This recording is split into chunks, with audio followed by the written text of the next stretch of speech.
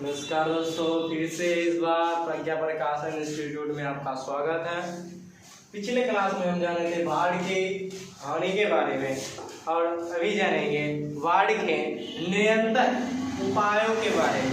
ठीक है, चलते हैं फिर से।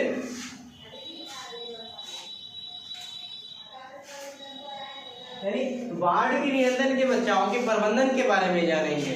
बाढ़ के निरंतर बाढ़ों की समस्याओं के बारे में जानेंगे। उसका उपाय क्या क्या होता है ये जानते हैं। आपका क्वेश्चन है कि बाढ़ के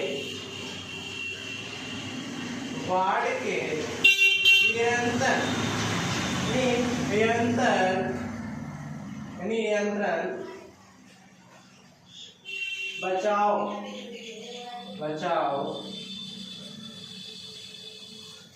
प्रबंधन सुरक्षा और मिस्टेक हुआ है, यहाँ पे लिखेंगे बाढ़ से या बाढ़ नियंत्रण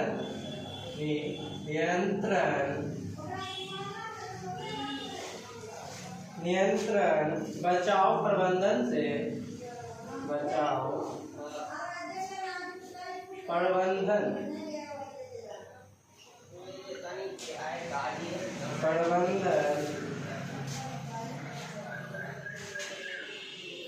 प्रबंधन सुरक्षा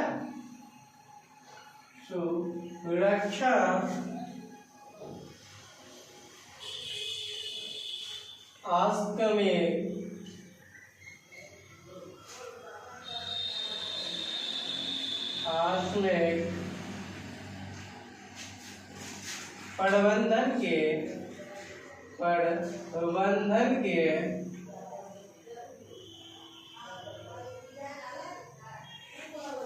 प्रबंधन के उपाय के बारे में जानेंगे।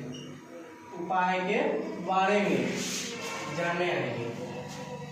शायद उपाय को लिखें या उपाय के बारे में जाने, एक ही होता है। चलते हैं उत्तर में।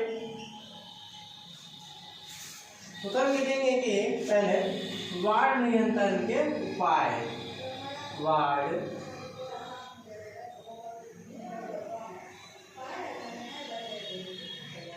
नियंत्रण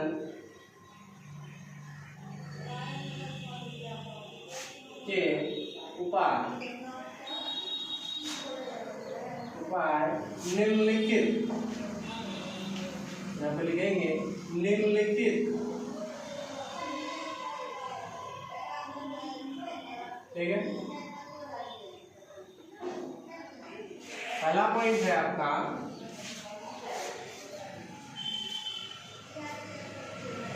पहला पॉइंट हो जाएगा कि बांधो, यानी बाढ़ अगर आता है तो पहले क्या होता है, बाढ़ यानी पानी को रोकने के लिए कुछ इंतजाम किया जाता है। ठीक है, पहला हो जाएगा बांधो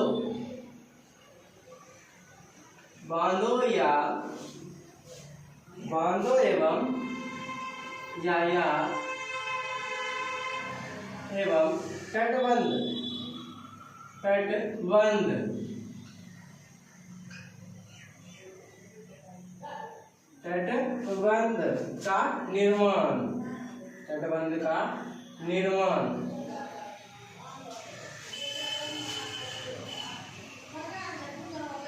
यानी ये कहने का अर्थ है कि बांधों एवं तटबंध का निर्माण करके हम बाढ़ के नियंत्रण को रोक सकते हैं। ठीक है, यानी कोई भी पानी आता है तो उसको रोका जा सकता है।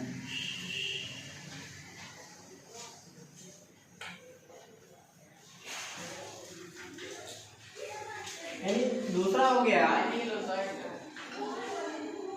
बाढ़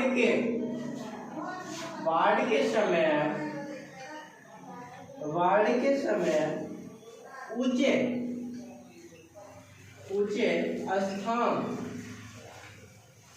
स्थान पर जाना। दूसरा है कि बाढ़ के समय ऊंचे स्थान पे जाना। यानी जब कोई पानी होता है, बाढ़ आता है, तो कहता है कि प्रत्येक व्यक्ति ऊंचे स्तर पे जाए जिसके कारण वो बच सके बाढ़ से। तीसरा है विषय मकान का निर्माण, मकान का निर्माण नदी तट से बाढ़, मतलब मकान का निर्माण नदी तट से 100 किलोमीटर यानी 100 मीटर, 100 किलोमीटर या 100 मीटर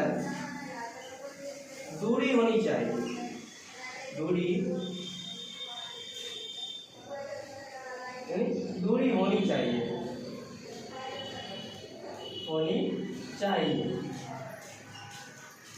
यानी इसका मतलब हुआ कि मकान का निर्माण नदी, यानी जो नदी होते हैं उनके तट से 100 मीटर दूर होनी चाहिए।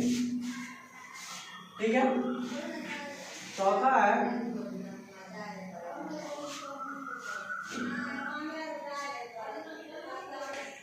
बाढ़ से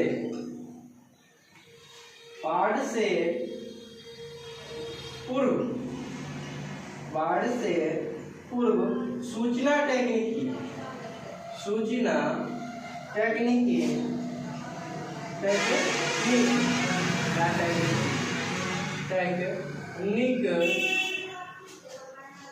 का सहारा लेकर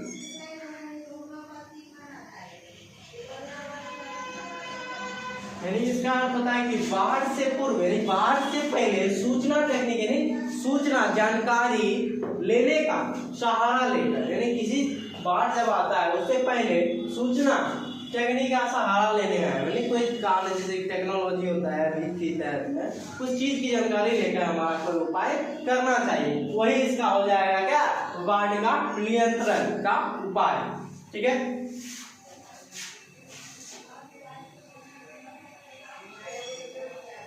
अब जानेंगे बाढ़, यानी पिछले क्लास में आपको बता दिया गया था बाढ़ से हमें क्या क्या लाभ होता है, फिर से हम बता रहे हैं बाढ़ से हमें क्या क्या लाभ होता है। ठीक है। बाढ़ से हमें क्या क्या यानी क्या लाभ होता है, लाभ होता है जानते हैं।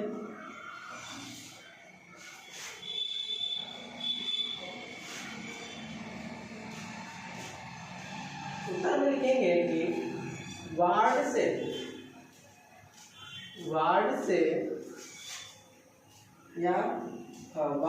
होने वाले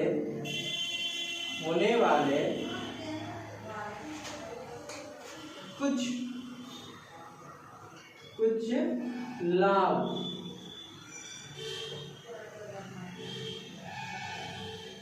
लाभ निम्नलिखित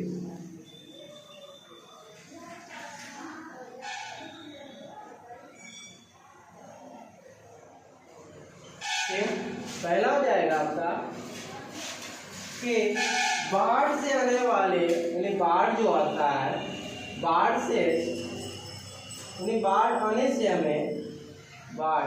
आने से हमें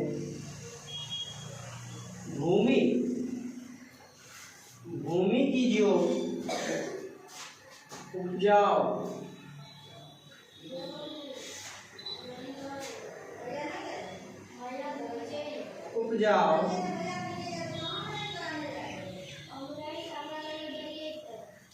हो जाती है, यानी इसका कहना मतलब बाढ़ से जो हमें भूमि उपजाऊ जो नहीं होती है वो हमें प्रदान होती है। ठीक है।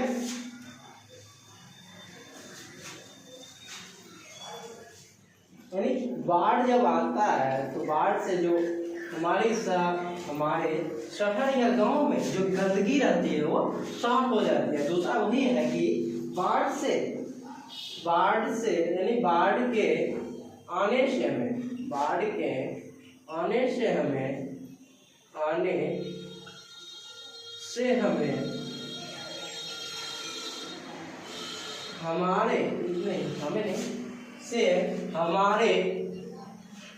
हमारे आसपास आस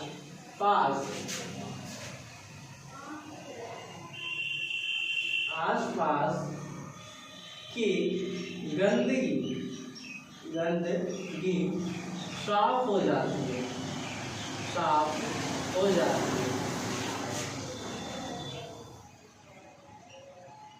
यानी बाढ़ से हमें क्या लाभ होता है, जो हमारे आसपास जो कचरे होते हैं, गंदगी जो होती है वो साफ हो जाती है।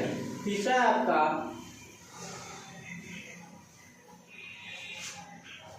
तीसरा है कि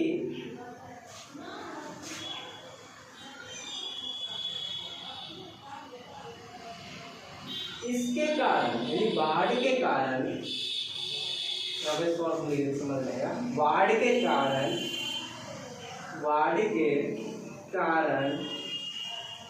क्या होता है, जो भूमि नहीं उपजाऊ वाली होती है, जैसे ऊपर बताए थे कि बाढ़ के आने से हमें भूमि उपजाऊ हो जाती है, वही इसमें है। बाढ़ के कारण से सुखाड़ जो होता है, जो पूरा कठोर जो मिट्टी होता है, जो बंजर जिसे कहते हैं, नहीं सुखाड़ जो होता है, उनकी स्थिति, वो जो सुखाड़ की स्थिति नहीं आती है।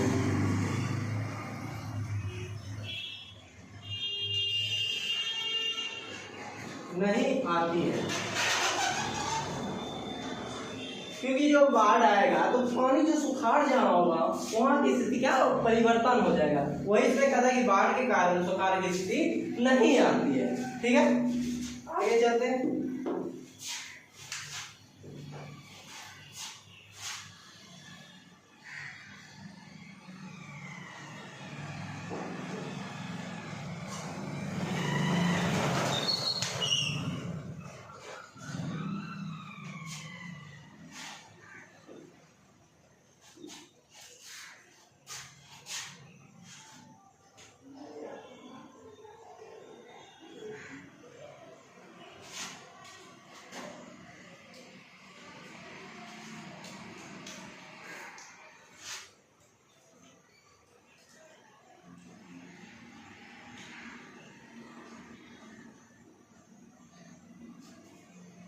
अब जानेंगे कि सुखाड़ से आप क्या समझते हैं। सुखाड़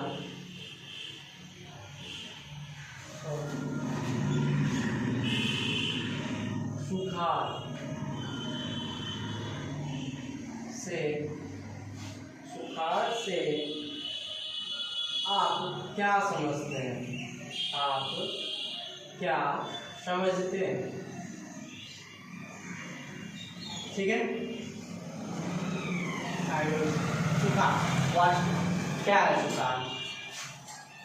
इसका उत्तर है कि यदि वर्षा की मात्रा जो उनकी मात्रा होती है वो 25% मात्रा 25% से अधिक 25% से अधिक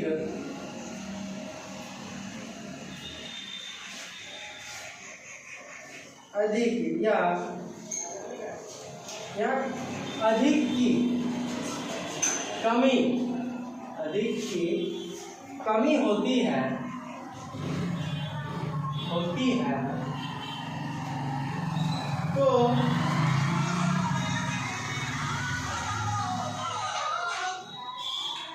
तो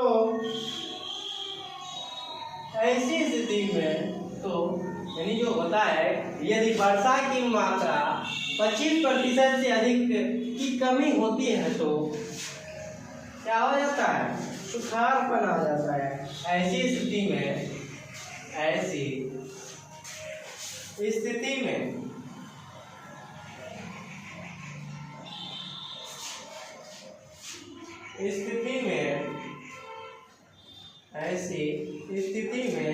क्या हो जाता है, सुखाड़पन हो जाता है। सुखाड़पन मतलब सुखाड़ हो जाता है, सूख जाता है। यही सुखाड़ कहलाता है या कहलाती है। ठीक है, अब इसके जानेंगे कुछ पॉइंट्स जानेंगे। पहले ये समझिए सुखाड़ से आप क्या समझते हैं। यानी जहाँ पे किसी भी क्षेत्र में यदि वर्षा की मात्रा 25% से अधिक की कमी होती है, जहाँ पे हमारे यहाँ अगर वर्षा की कमी होती है 25% से, तो वहाँ पे क्या होगा, सुखाड़ होगा। वहाँ पे सुखाड़ होगा। सुखाड़ एक यानी जो सुखाड़ होता है, यानी जो हम सुखाड़ बंजर जहाँ होता है वह एक प्राकृतिक आपदा है। सुखाड़ जो है वो एक प्रकार की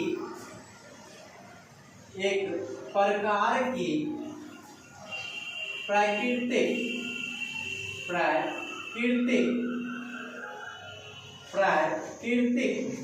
क्या है, प्राकृतिक आपदा है, प्राकृतिक आपदा है।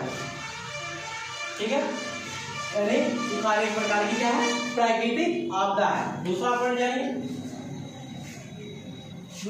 जाएगी ये हम जो आपदा होती है, जो सुखाड़ पर जो होती है,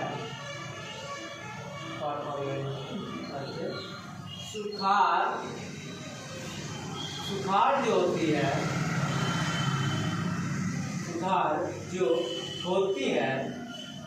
वह एक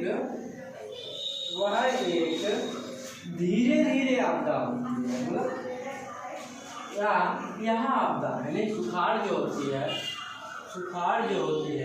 ये सुखाड़ धीरे धीरे आती है। सुखाड़ धीरे धीरे आपदा में परिवर्तन होती है।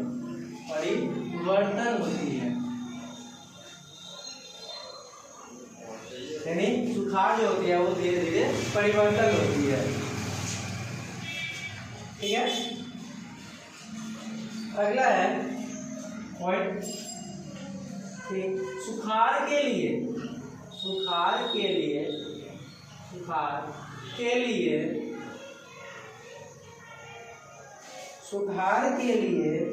सबसे जिम्मेदार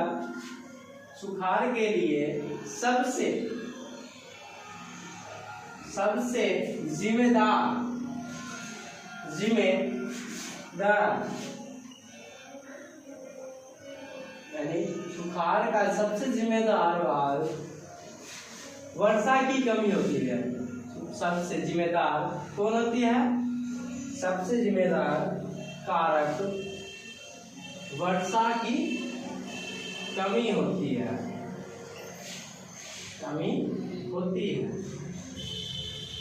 यानी इसका कहना मतलब सुखाड़ के लिए सबसे जिम्मेदार कौन होता है, वर्षा होता है। वर्षा नहीं होगा तो सुखाड़ रहेगा ही रहेगा। ठीक है, अगला है दक्षिण बिहार में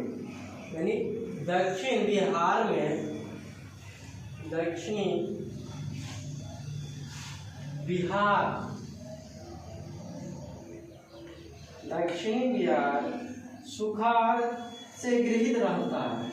दक्षिणी जो बिहार है हमारा वह सुखाड़ से ग्रसित है। यही सुखाड़ से ग्रसित है।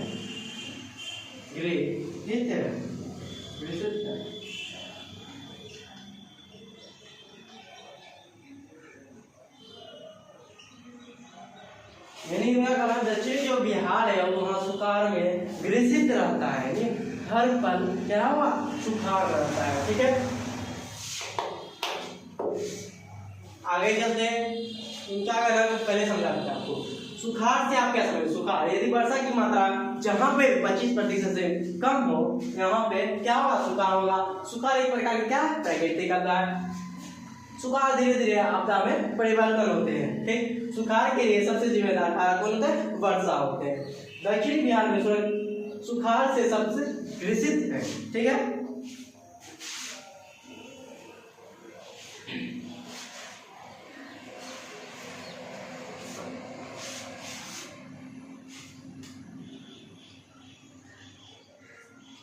एक और टॉपिक ऑब्जेक्टिव है इसका कि बिहार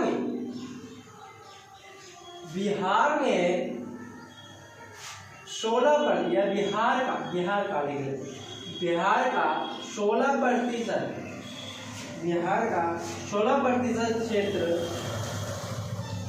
बिहार का 16% क्षेत्र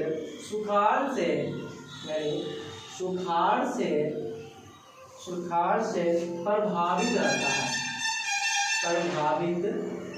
है। यानी बिहार का कोई भी क्षेत्र है सुखाड़ के क्षेत्र में 16% से प्रभावित रहता है। ठीक है, आगे जानेंगे सुखाड़ के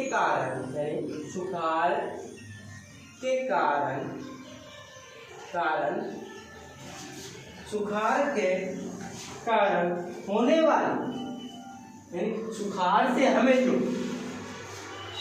से जो हमें हानि होती है उसके बारे में जानेंगे। आइए जानते हैं सुखाड़ से हमें, यानी सुखाड़ के कारण होने वाली हानियों के बारे में जानेंगे, हानियों के बारे में लिखे। ठीक है, यहाँ पे लिख देंगे कि सुखाड़ से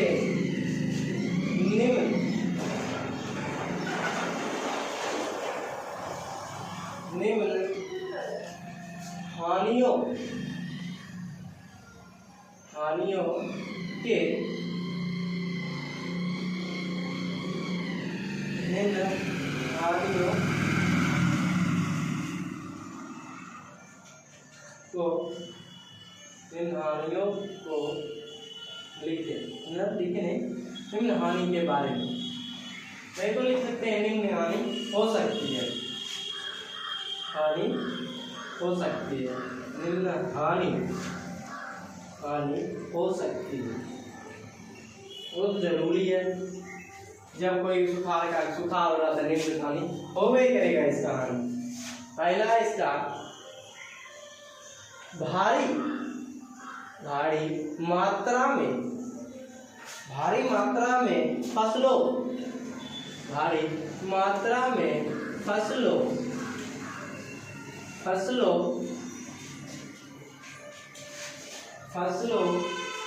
का नष्ट होना। जैसे कोई वर्षा नहीं हो, सुखाड़ जाओगा, फसल तो नष्ट ही होगा। क्या, यानी इसके कारण क्या होते हैं, फसल भी खराब हो जाते हैं। दूसरा है जानवर, यानी जो गाय होते हैं, जीव जंतु जो होते हैं, जान माल की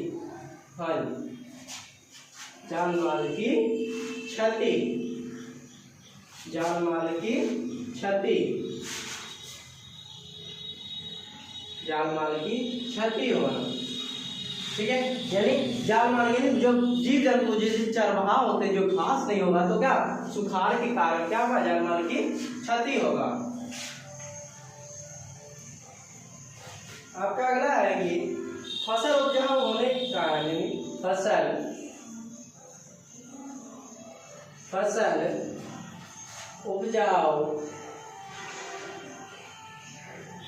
फसल उपजाऊ कम होने के कारण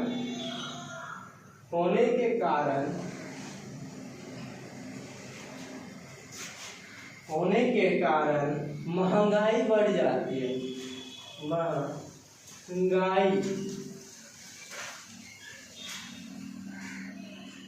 महंगाई क्या हो जाती है, बढ़ जाती है।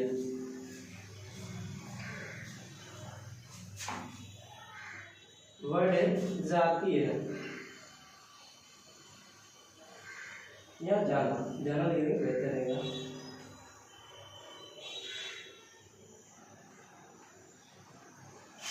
इसका मतलब जब फसल ही नहीं उतरेगा, जब फसल की कमी रहेगा, क्या हुआ, महंगाई ऑटोमेटिक बढ़ेगा।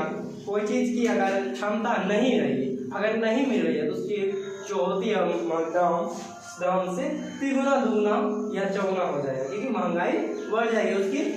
अगर नहीं मिलना हो जाएगा उसकी महंगाई बढ़ जाएगी। ठीक है, आज के लिए इतना ही है। आपको कुछ होमवर्क दिया जाता है तो कृपया ध्यान दीजिएगा।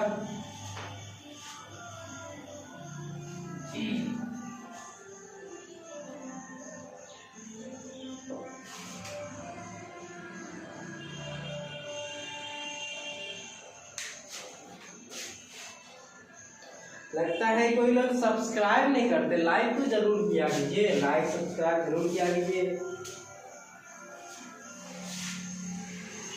आपको कुछ इम्पोर्टेंट VVI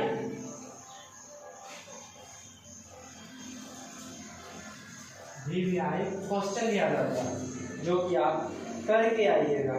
पहला आपका क्वेश्चन है बाढ़,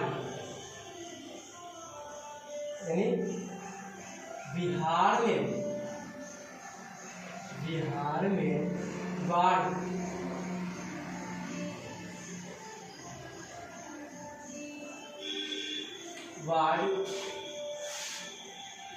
बिहार में बाढ़ से यानी बाढ़ की स्थिति का वर्णन करें।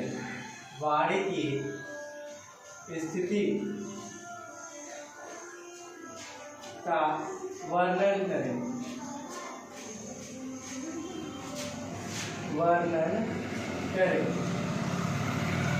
ये हो गया आपका। दूसरा आपका हो गया बिहार में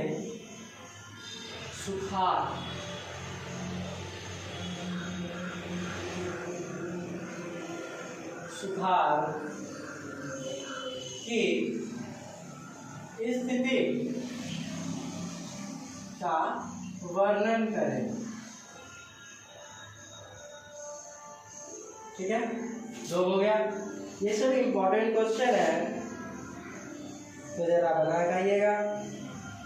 अगला आपका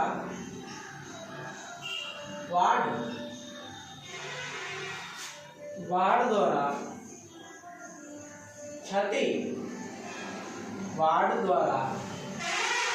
क्षति को कम करने के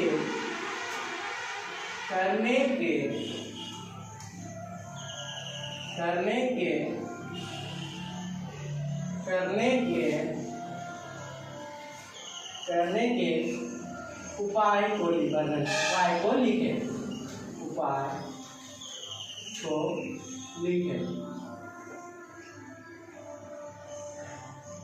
ठीक है, चौथा हो गया आपका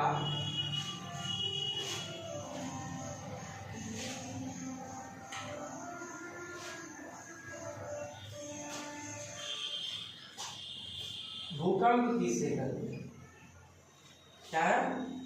भूकंप किसे कहते हैं? भूकंप किसे कहते हैं?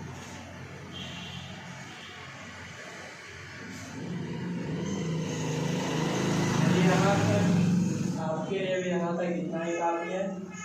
ये सभी करके आइएगा। ठीक है, अगर नहीं बना तो अगले वीडियो में आपको ये सभी का आंसर आपको मिल जाएगा। धन्यवाद। आप जरूर सब्सक्राइब करें, लाइक तो छोड़िए ही मत। चलिए ठीक है।